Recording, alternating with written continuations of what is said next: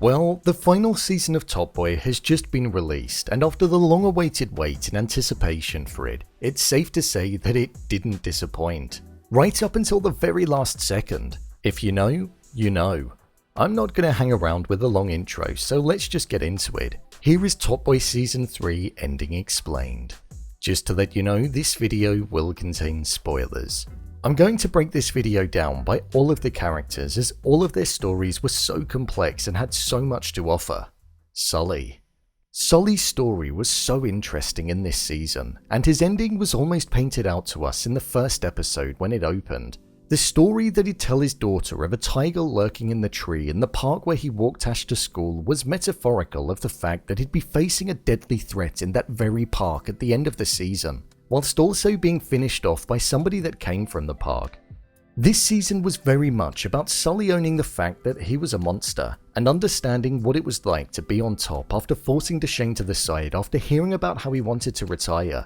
We'd always seen Sully living in Dushane's shadow, and it was a place that he didn't like to be. So he took matters into his own hands and knew that whilst Dushane didn't have his head in the game, it was the right time to act, hence why he killed Jamie. Sully was brutal in this season, and we saw a side to him like we'd never seen before. That attack on Sai was so hard to watch, and it showed how numb Sully was to the world, and the fact that he was evil to the core. With Stefan saying that Sully was on something different compared to Sai and the rest, it showed that Sully was like no other individual there. With him taking out Jonny and Taig and removing the Irish threat quite early on in the season, it meant that the 25 kilos of food was something which he was going to give Dushane half of so that Dushane could be on his way and live the life that he wanted outside of the game and leave Sully to run Summer House. However, with Jax taking it, it meant that he faced a complex of whether or not to give her a free pass and let her live, or to kill her as punishment. Something which he did to Kieran for being involved and lying to him. We know Sully doesn't let emotions or relationships get in the way. For example, he killed Driss when he was told to, and they had a long history together, so Jax definitely wasn't safe. With Dushane robbing the bags off of Jax when they went to meet, it truly marked the beginning of the ending of the show, and we saw that whilst Dushane was trying to get away, Sully fired at him and injured him, causing him to lay on the floor on the other side of the wall as they then began to speak to one another. This started a great scene that we saw taking place between the two brothers and long-term friends, where Dushane was almost in shock at what Sully had just done. The fact that this extremely emotional and final moment between them was happening with a large barrier between the both of them was something which I felt was symbolic of the fact that the two always had a divide that lied in the middle, and they were never on equal levels. At least, that's what Sully felt.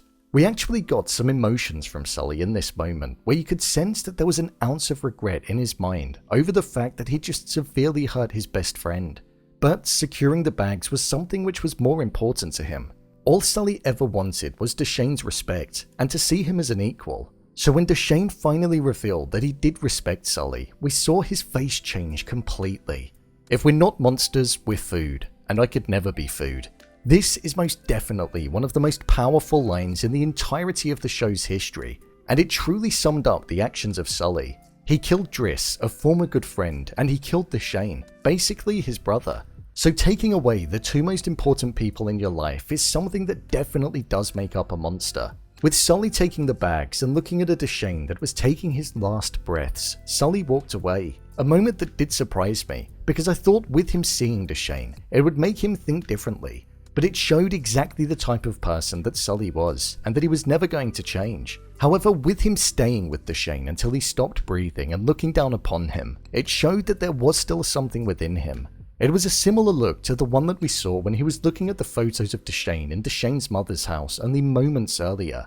The final scene with Sully walking in the park that he was in at the very beginning, but this time, now with Stefan walking behind him, it was a moment where I truly felt like we were going to see the end of Sully. But Stefan let him be, saying that he wasn't worth it.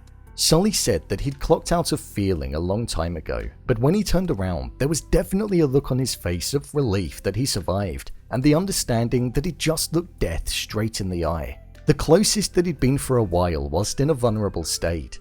He understood the process, and maybe that's why he was calm and understood what was going to happen. As Sully got in the car and packed away his stuff, looking like he was ready to get away for a while, the final thing that we heard was a bang as somebody ran past the car and fired at Sully. killing him there and then. We didn't see who it was, but there were a couple of different options.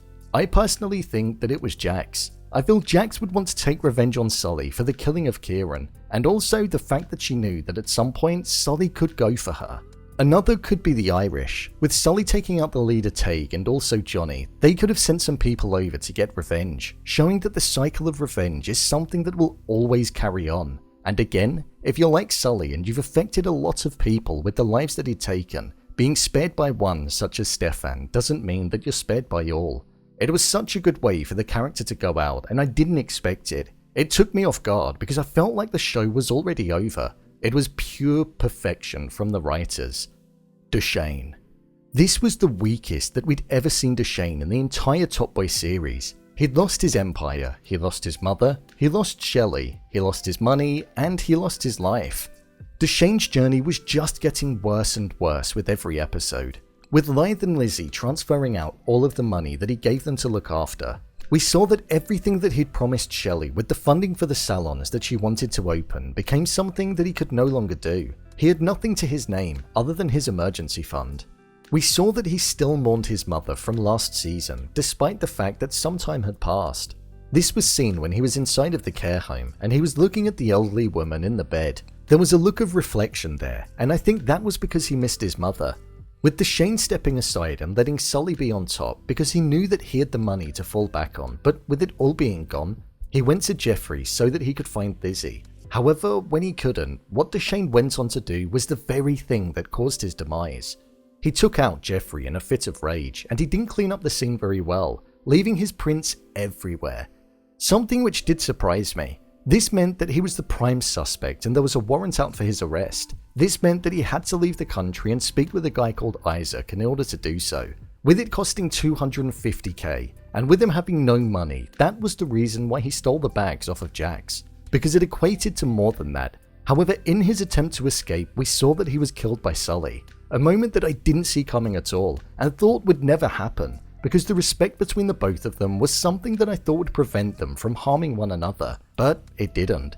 The streets took Dushane, and I think it's a rather symbolic way for him to go, as that's the place that he dedicated his life to. Eventually, it catches up to them all, and it did for him. Dushane no longer cared about Summer House, unlike in the previous season. He just saw it as a place to make money no matter what devastation or damaging effects it caused. So him being claimed by it worked well, especially at the hands of the person that he was closest to more than anything. Jax.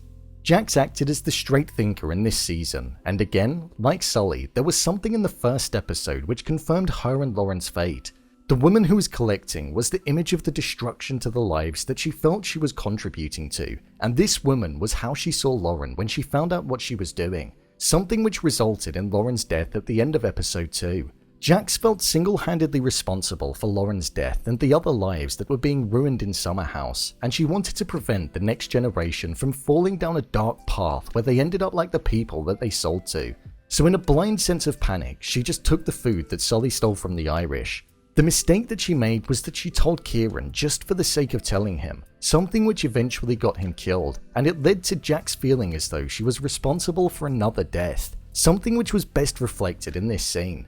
So death and the responsibility of it was something which she couldn't escape this season, which was why she wanted out of that type of life and to be able to move on. But with her not being able to guarantee a safe pass, which meant that her, Becks or the baby would survive, she was fearful of what was to come. Jax's journey ended with her telling Becks that they were all going to be okay after she was essentially betrayed by Dushane, and she could no longer be safe around Sully. So the theory of her killing Sully is something that I do think stands up, as there's definitely a motive there. In her eyes, she was already a killer, so being the person that actually did it wouldn't change her opinion of herself. Stefan's journey was one that was so interesting to follow, and it was one that I was really looking forward to watching unfold. We saw that he was living in some kind of home and Aaron was living in Leeds, which meant that there was no Aaron in this season whatsoever. I don't know, I kind of feel like Aaron should have been there a bit more for Steph, considering that their brother had recently died. That's just my view. Steph adopted Jamie's chain and he wanted to be the type of person that his brother was, almost following in his footsteps, which we saw him doing by being part of Sai's crew and also swearing to seek revenge on Sully. One thing that I loved about Stefan's arc was that we could clearly see the progression of certain things in his life. For example, the scenes on the bench. There were once 3, occasionally 2 because of the life that Jamie got caught up in, and then it became just 1, himself, because he was all on his own. The place he used to speak to his parents became the place that he essentially spoke to his whole family. It was sad. Stefan and Erin were both victims of the harm that Sully had indirectly caused them. This was because Sully killed Driss, Erin's father, and also Jamie, Steph's brother. So their coming together was something that felt appropriate, and it didn't feel forced at all. Sometimes introducing romance can be a bit cringy and cliche, but it really worked in this instance as there was a strong connection there. Steph's arc was building up to him killing Sully and looking him in the eye and putting him in the position that he put Jamie in when he opened the door. And that ended up happening right at the end. Steph was acting tough in his bedroom when he was looking in the mirror, but we saw that in reality, it was a different game. And as he asked how it felt for Sully, his voice was breaking and he didn't sound tough at all. But it was only once in that situation did he realize that Sully, an individual that had taken so much away from so many people, was actually a person that it wasn't worth losing his own freedom over. He realized that revenge wasn't necessarily about getting even. It was about knowing that every day that Sully was out there, he was suffering, struggling, not feeling anything, and knowing that there were threats around every corner that were after him. Although, realistically, Stefan didn't actually need to wait that long anyway. Steph ended as the person who Jamie and his parents would have wanted him to have been, and I think that's the perfect way for his arc to end. Overall review. I thought this was the perfect way for Top Boy to end. Nobody on top. The streets caught up with everybody and their own betrayal caused every single demise in the show. We saw how their actions indirectly caused devastation amongst their own family, such as what happened with Lauren, and we saw that the yearning to be on top is something that the person who is on top will always face from others, and they'll never be able to escape. Kano is a phenomenal actor, and we need to see him in more. His performances are top-notch, and whilst the whole cast are great and deliver incredible characters, for me, he steals it every time. The emotion, conviction, and passion that you get from him is so believable, and it transfers across the screen so well. It's weird to think, when you look back at the Summer House series all of those years ago, you'd never have predicted the ending that the 2 long-term friends went on to have, and I think that's the way it should be. Even though this final season was only 6 episodes, it felt like so much happened in a short amount of time, and I didn't want it to finish. To the creators, thank you for making an incredible show and providing an ending that it and us viewers deserved. Right up until that very final moment, I applauded. It's a one of a kind, and whilst I'm gutted that it's finished, I'm so glad that we got to experience it. So, there you have it. Top Boy Season 3 ending explained. What did you think of the final season? Leave a comment down below, and don't forget to subscribe. I'll see you next time.